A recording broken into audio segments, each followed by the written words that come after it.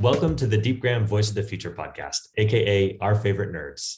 At Deepgram, we're obsessed with voice, and this podcast is our exploration of all the exciting emerging things happening in the world of voice technology. I'm your host today, Sam Zegas, VP of Operations at Deepgram, and our guest is Scott Sandland, CEO of Cyrano. Scott, thanks for joining us. Thanks for having me. Great. So to get us started, why don't you tell us a little bit about yourself, and in particular, what kind of nerd are you? What kind of nerd am I? I think I'm two kinds of nerd at once, which is I'm very proud of. So my background is I'm a hypnotherapist. So that's one kind of nerd I am. And I think people who get into hypnosis and hypnotherapy tend to be one type of nerd. And I am definitely that type of nerd. And that's my background is language, influence, subliminal messaging systems, all that. And then the other side of my nerd is, kind of tech tinkerer. So I wouldn't consider myself a technical founder, but I can hold my own at the whiteboard. That's great. Two very distinct kinds of nerd. We love that. And now you're at Cyrano. And for those of you who want to check them out online while we're having this chat, it's spelled Cyrano. So Scott, tell us about the company and what you guys do.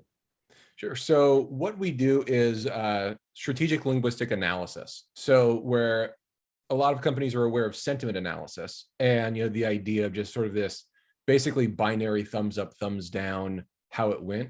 We look at conversations much more strategically, and we look for deeper meanings and patterns and tells in the communication, and then turn that into strategy suggestions for the humans in the conversation. Got it. I can definitely relate to that. I myself am a linguistics nerd, so near and dear to my heart.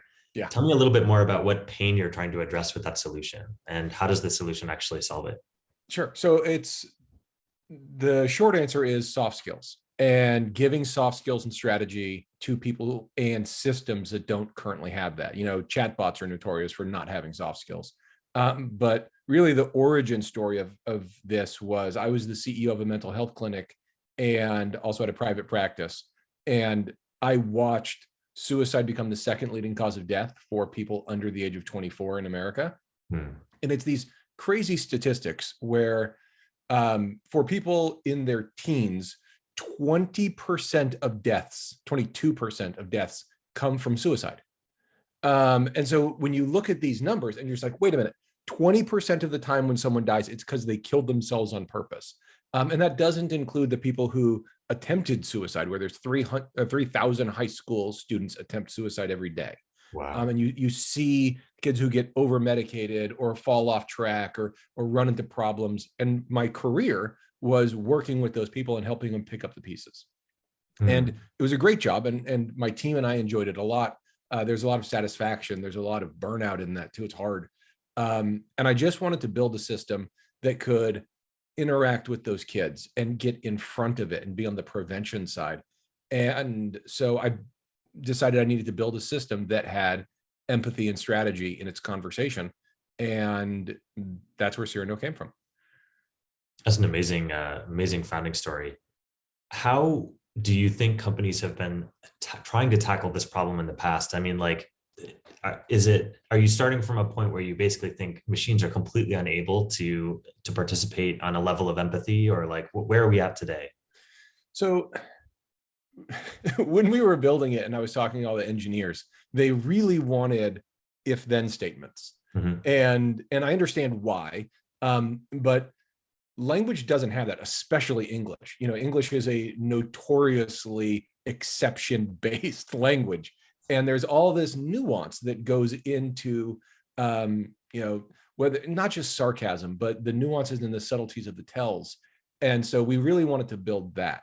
And in terms of what are other people doing and all that, and where that kind of came from, sentiment analysis, like I said, it's so hard to do language analysis that what a lot of the standard NLP, BERT or Hugging Face or any of these great established things, they looked at entities, intents, and sentiment as really sort of the three buckets they were putting things in. And so you go an entity, okay, that's a noun. And an intent is functionally a verb. It's a little bit more complicated than that. And sometimes the verb can be an entity, but whatever. And then there's the sentiment, which is, did they like it or not? That's how many stars that conversation got on Amazon. And so those are the things that got measured. But there's a lot of things that don't get measured in there. And a lot of times those endeavors will just take those words and call them like junk words and just throw them out. And sometimes it's 70% of the sentence that just gets thrown out because I didn't know which one of these three buckets to put them in. And so we decided to look at a lot of those words and say, that's where the communication is happening.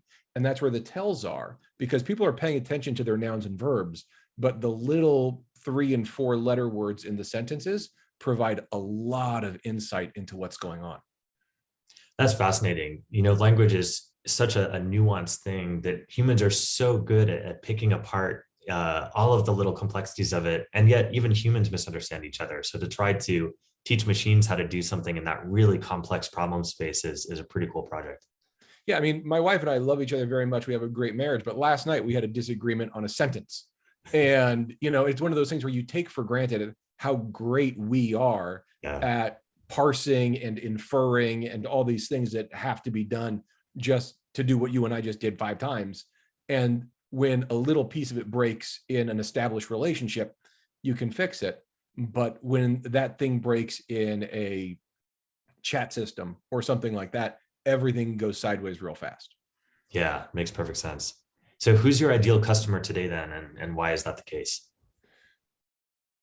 Honestly, our ideal customer is DeepGram, like genuinely, and I really mean that, which is why I've loved working with you guys. We love it. It's been about a year, a little bit less, that we've been doing stuff with you guys. But the way we work is we're an API first company. So an API that can plug into where important conversations are being handled.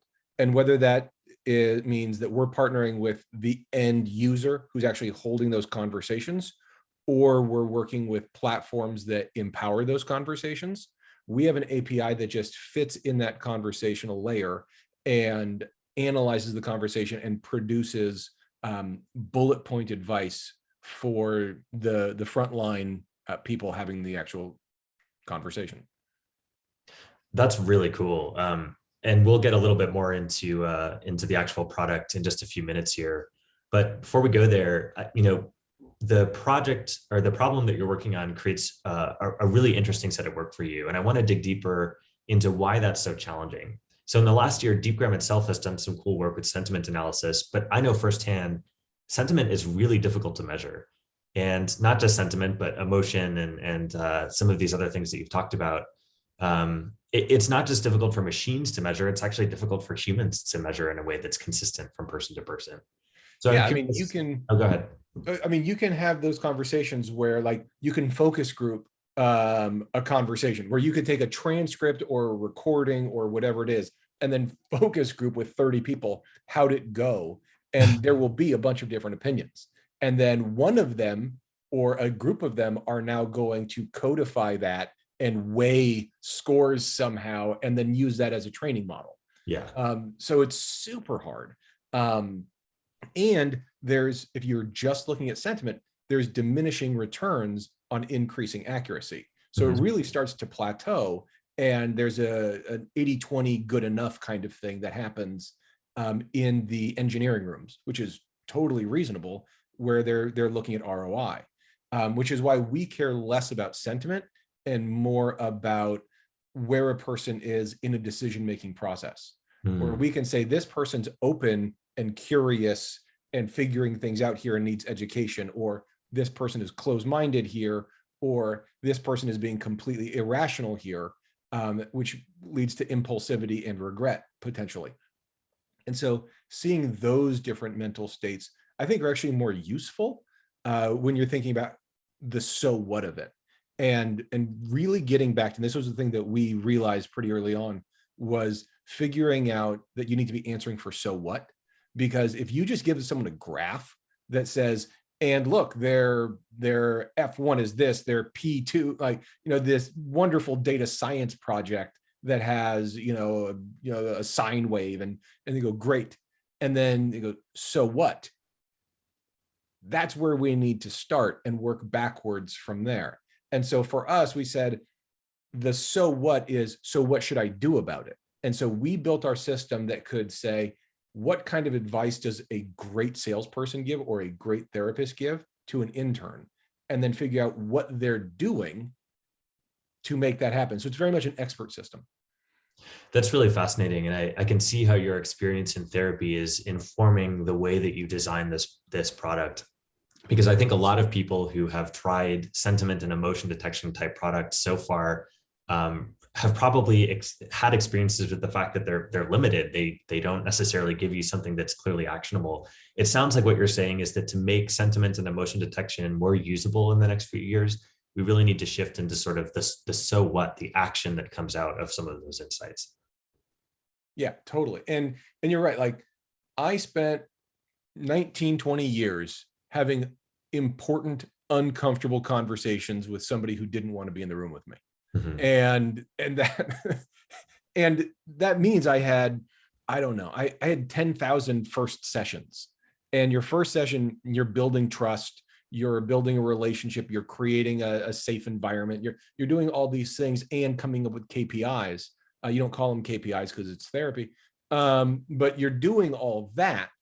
And so I got really good at it. And that doesn't make me special. You know, all my colleagues get good at that. And I just happen to be one of those people who did the 10,000 hours thing. And I would look at a conversation as, okay, what equity am I building?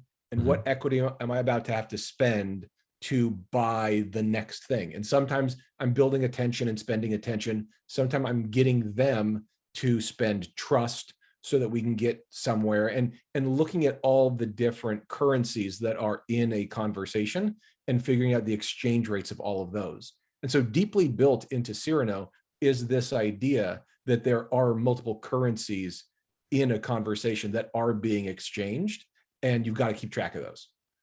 That mental framework is fascinating.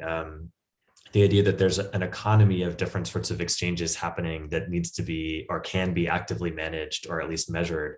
I know that you guys measure a couple of different axes, like values and commitments and communication. Can you tell me a little bit more about that? Sure. So our core taxonomy is sort of really three taxonomies. One is their values and what they're prioritizing in real time, which is easy to misconstrue with personality profiling. But the idea of personality profile is more like an identity statement that's like a permanent, you are an extrovert, which I fundamentally disagree with. I think people are much more dynamic than that, and sort of plastic in how they fit in the world. But we measure what matters to them right now. Do they care more about a relationship? Do they care more about law and order and rule following? Do they care more about their own ego? What matters to them right now in the context of this conversation and decision-making process? We also measure where they are in that decision-making process. So we got some stuff from motivational interviewing, and we really played with it and made it our own enough that we could create our own language model around it. But we look at the process of going from desire to commitment. And that is a multi-stage process that every person goes through all the time. Mm-hmm. Sometimes it's very easy because the stakes are low and it's, do you want a piece of gum? Yeah, I want a piece of gum, therefore I'm going to have one. But when it's a mortgage, you know, each one of those stages is more well-defined. Mm-hmm. And so we measure each of those. We measure the priorities, and then we also measure the person's learning and communication style. So if a person is more visually oriented or a person's more auditory, as an example, like I'm very auditory. I'm good with words and I can get a sense of people's tonality and things like that. I'm terrible visually. Mm-hmm. And anyone who's seen me make a PowerPoint or a UX mock-up knows that like I'm in last place there. And that means if you want to convince me of things, we can do this over the phone. We can have a conversation. A graph does nothing for me, but a sentence does. So that kind of thing. So we measure those. We also have a bunch of other ones that we do that are more industry specific for different deployments, but those represent 17 dimensions. And so those dimensions on different axes allow us to create really interesting triangulation of where a person is in sort of this n-dimensional cloud. And that's how we can turn it into a strategy. That's so interesting. So you're analyzing the speech that people are doing in a conversation, and measuring all these different aspects of it to try to build a picture of how this person could be influenced potentially, or Yeah. Where they might be ready to move from one belief to another. I think that the bottom line that I'm getting here is that AI is really getting savvy enough to, like, quote unquote, get a read on us. Do you think that some people are worried by that development? They should be, and you're right. It is Cyrano can get a read on you, no question. And we're not exclusive there. I mean, specifically, our patent is how likely a person is to do the thing they're talking about, and then how to respond to them to increase or decrease that likelihood of follow through. And so that's influence. So the idea that machines are becoming influential and optimizing for poorly defined outcomes is a problem.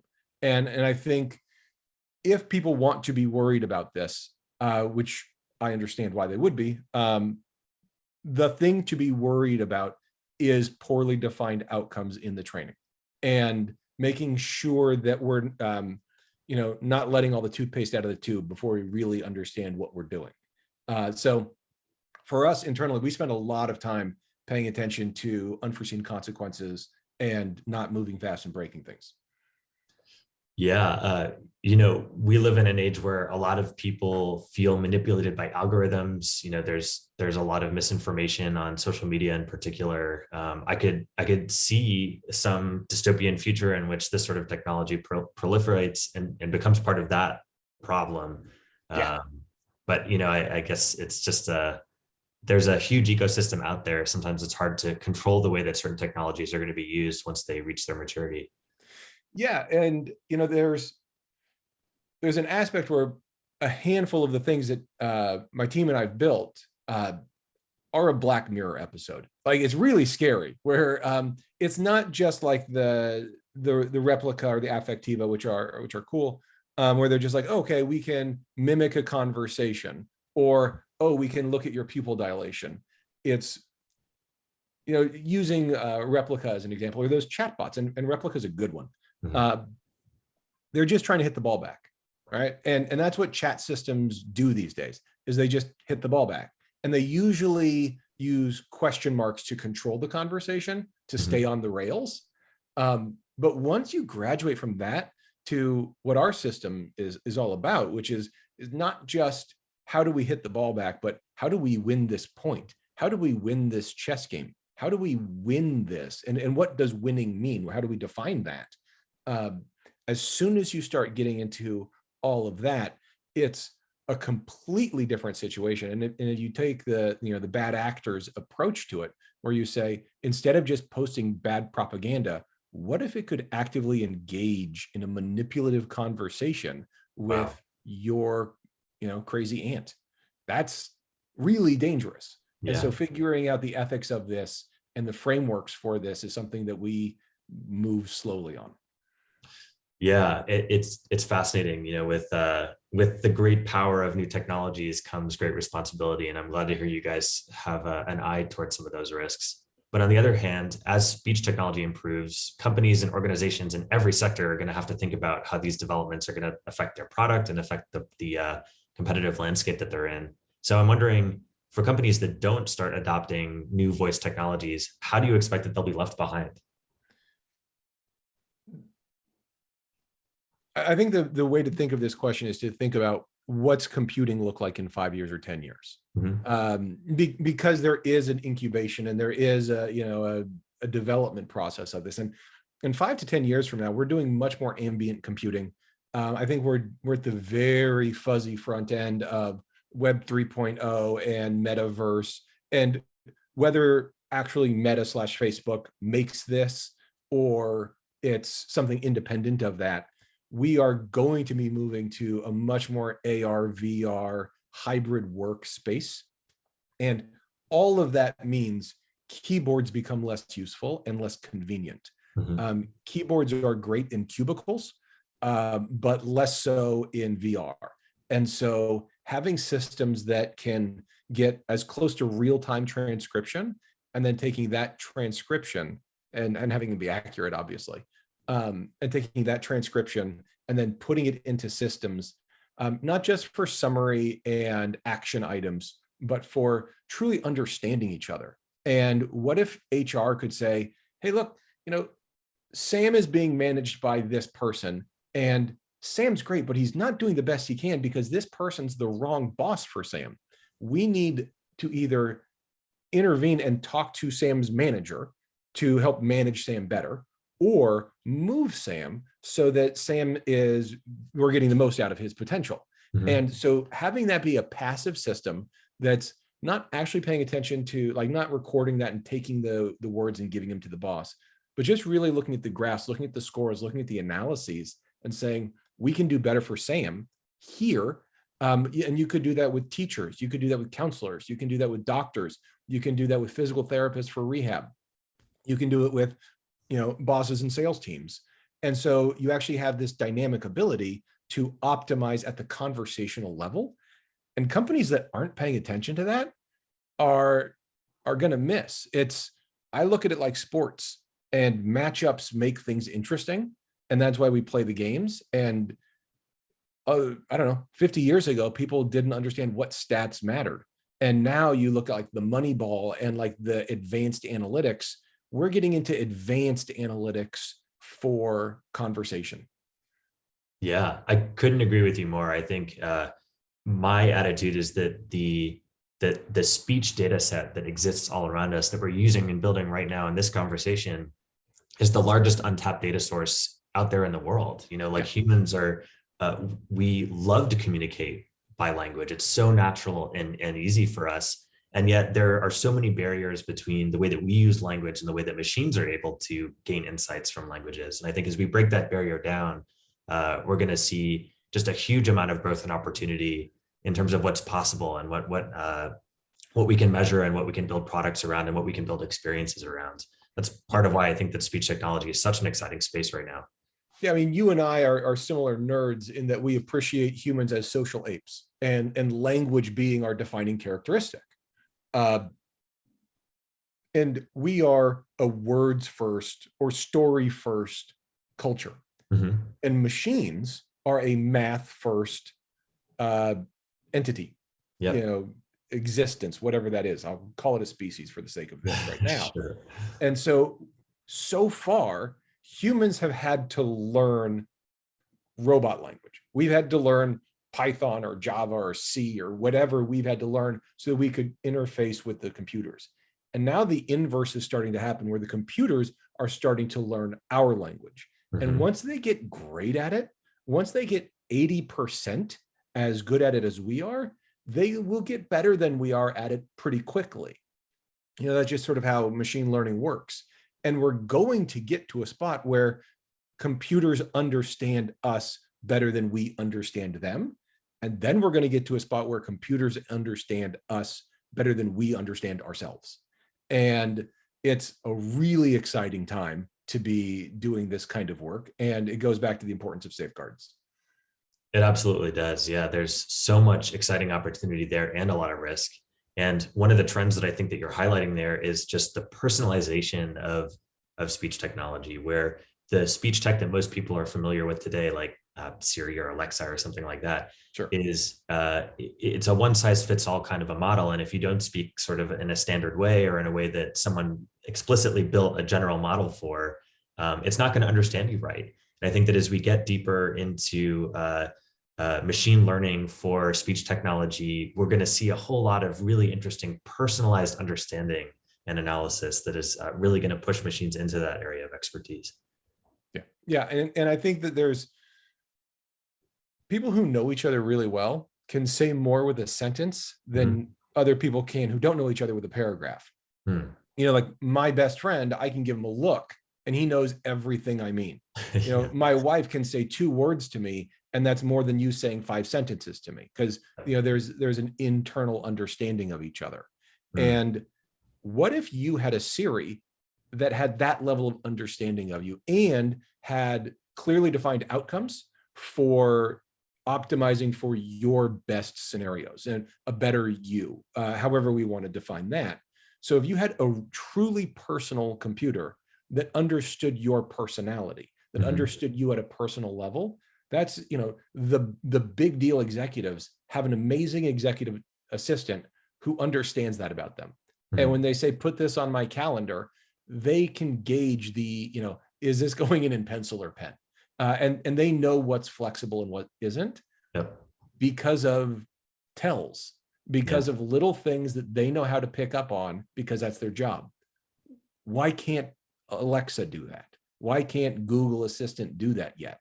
And that's where we're headed. And once we have that, that takes us from, DOS to Windows, where we actually can customize the interface so that it works the way we want it to. Yeah, that's fascinating. Really cool stuff. Switching to a more technical gear for a minute, tell me a little bit about where AI fits into the solution that you built. Sure.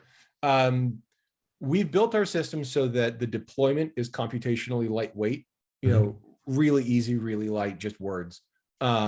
But the training is really where the AI comes from. So we actually built out our own AI stack from scratch to build out our system, where we measure things at the word, utterance, and conversational level. And so we're always tracking all three of those things in our training. And so you can look at a single word, which is what a lot of NLP will do, and then also look at the utterance, which some other systems do, but often one system doesn't do both of those things. And then we added a conversational layer. So as the conversation progresses, we looked at, word one, phrase one, and then by the time you get to like 14, the sentence is becoming less important and the overall pattern in the conversation becomes more interesting. So we built an AI that looks at each sentence as sort of a game within a tournament. And so we looked at it really like poker, where you can have individual betting rounds and then individual, hands, and then the tournament overall. And so there was a AI system that a Carnegie Mellon student made called Libertas, and it was winning poker tournaments. And we really looked at how he, and I'm blanking on the name of the student at the time, but it was his thesis project, how he looked at game within the game in his training. And we really did the same thing with our AI for training out our models. That's a really interesting approach, thinking about how a game-like structure or a tournament-like structure could help to build like an ever-expanding picture of what's happening over the course of a conversation. I'm curious, what do the data sets look like for that kind of training? Like, how do you tag motivation? So there were a couple of things that we did. My co-founder is a different kind of nerd than either of us. Okay. He is a linguist, so you guys have that in common. But he is a Star Trek nerd. And so what we did was, the first thing we did was we grabbed every Star Trek script because they're very archetypal characters. Spock and Data are the same character. And so you can play this game where you can put people into buckets and start figuring out motives and all that. And then you can do the same thing where you're breaking down scenes. And so you can break down the motives of characters in a scene. And I have a degree in film, actually, as it turns out. So my ability to break down motive in scene structure and script writing, and Dan's ability to, as a sociologist and linguist, he's looking at it on that side and being the Star Trek geek. So we started there, then went to more TV shows and movies, and then went and did retail automotive, grabbed a good data set from retail automotive. So now all of a sudden we have outcomes, and we can train on outcomes. And then the largest data set we got was we took out our tool, put it on Zoom, made it free for about 18 months, and got 30,000 users using our tool and giving us feedback on the output our system was giving. So the first two were sort of internal training, and then we deployed the advice coming out of our system to 30,000 people. And then we got refinements on the accuracy and usefulness of that advice from those 30,000 users. It's a really cool approach. I also am a bit of a Star Trek nerd.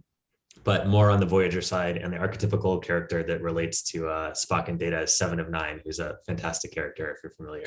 Dan knows exactly what you mean. I have no idea what that is. 7 of 9 means just genuinely nothing to me. That's great. But that's different nerds. Love that Star Trek was part of the story there. It's cool. Yeah.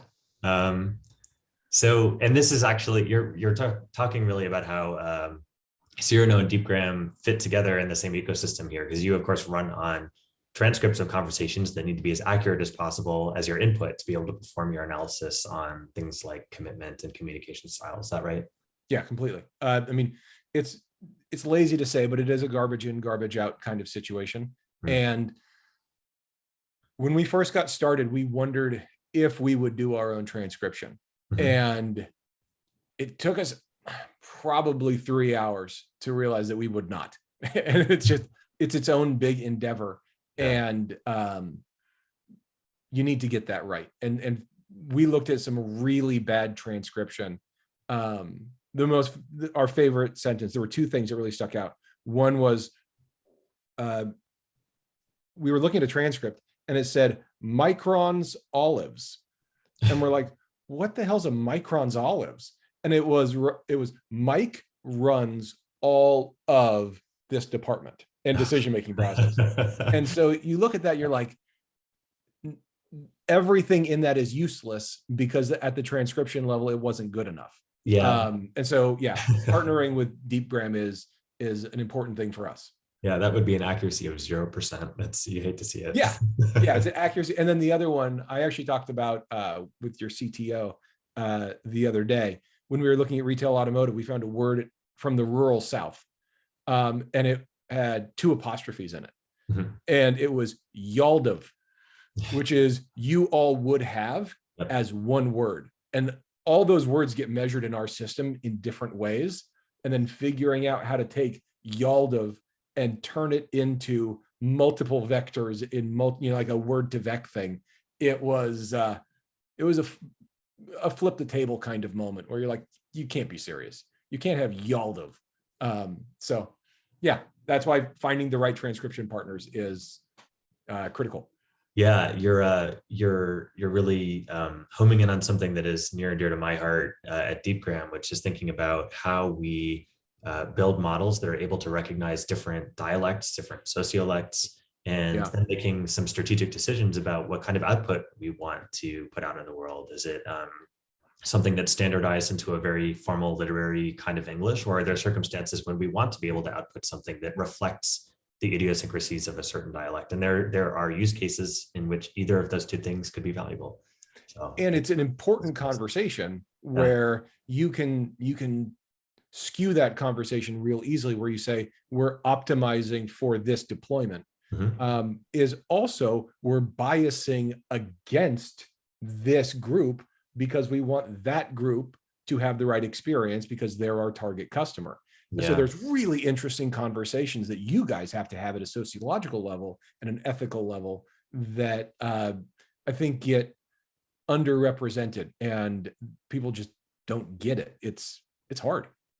Yeah. There's a lot of conversation that happens about that, but it's an area that I'm really excited for us to tackle in the next couple of years. But to bring this full circle to something that you mentioned right up at the top, we've talked about sort of the tech stack underlying it and how you're measuring different aspects of the way a conversation is flowing. So bring us back around to like, what does the actual user see as the output? What do you get if you're a customer of Cyrano? If you are a customer of Cyrano, you get bullet point advice. You get sentences. You get contextual advice on here's how to resolve a problem with this person. Here's how to mentor this person. Here's how to collaborate with this person. Here's how to show them an open house. Here's the kind of collateral that will influence them in a follow-up. It's very actionable. And that was the key for us, was we wanted the lowest paid employee to be able to take this and with just about no onboarding, be able to take it, or automated onboarding, to take it and understand what to do. So it's not, graphs and charts that need to be interpreted. And it's not your talk time was this and their talk time was that. It's a bullet point on you are a kind of person who is expressive and is great at talking. be careful to not, suck up all the air in the room. You need to give them time to be quiet. So it's really that actionable. And our system has over 50,000 different pieces of advice that it can give as like individual bullet points, as observations. And so when you're getting a report on a person, you're getting a couple dozen bullet points. And that combination probably won't ever happen again just because of all the permutations. Right. And so you're seeing this evolving every time you get an email from the person, every time you have a Zoom conversation with them. It's automatically taking that and ingesting it and including that in an aggregating, fingerprint is the way we think of it on that person. And so your fingerprint on each person is updating. So you have here's my calendar of the day, and I can click on each person, and it can say, this is how to approach the conversation. So you're actually getting the advice before the call, not after the call. You're not getting some sentiment score where you're like, hey, they were pissed. And you're like, why? And they're like, oh, we don't know. We're sentiment analysis. Like having a thing that says going into the call, here's the 3 do this, not that's that you need to pay attention to. So you can like study and like cram and prepare for the call at a person-to-person level rather than a subject matter level. And I think that's going back to poker. It's playing the person, not playing the cards. And that's what the people who are best at this know how to do. Yeah, I got to say, you guys have an awesome product. It's really interesting. And it's there's such a big scope to what you have already done. And I know that you've got a lot of cool plans coming up in the future too. So congrats on that. Is there anything big coming up at Cyrano that you want to make people aware of? The things that I'm most excited about, I can't talk about yet, but that's, always the case. We'll be with you guys at Project Voice coming up. I don't know when this airs versus when we'll be at Project Voice, but that's always fun. It's a bunch of voice tech people that I'm excited about. And we've got a couple special deployments where we're really customizing our output for a specific customer that when that gets out there, it's going to be a really fun thing to show off. Awesome. Well, we can't wait to see you there, and excited for all the headlines that I'm sure we'll see about you guys in the near future.